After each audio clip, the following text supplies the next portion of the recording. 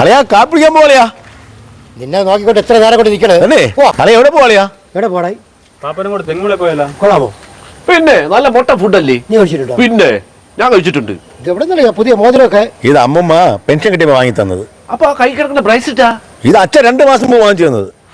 നല്ല വരുമാനം തന്നെയാ അളിയ വാ അളിയ പോവാൻ കഴിക്കാൻ പോ അതെ ഇന്നത്തെ കാപ്പൂടി എന്റെ ചിലവാണ് ആര് ചെലവ് നടത്തിയാലും ശരി അളിയ എന്റെ 5 പൈസയില്ല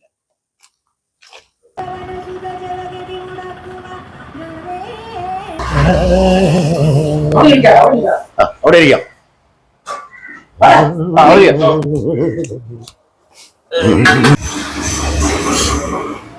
കഴിക്കാൻ എന്തിനാണ് കേട്ടടാ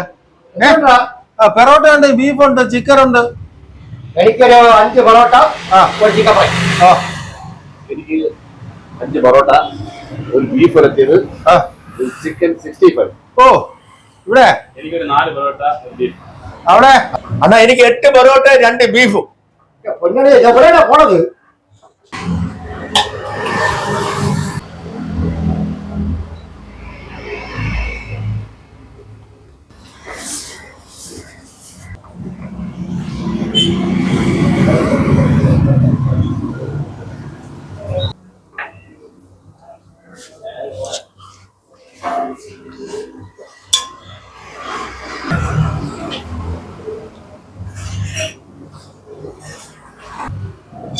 അണ്ണാ ഒരു ബീഫും കൂടെ അണ്ണാ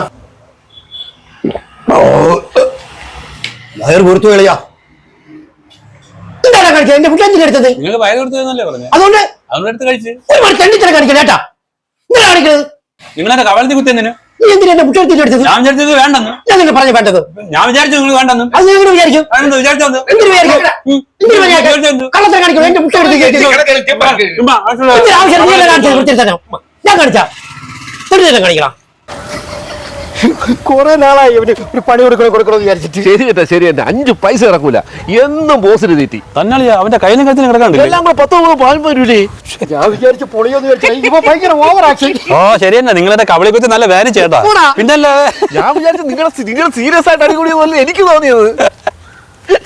ഏതായാലും നല്ല പണിയായിപ്പോ അവര്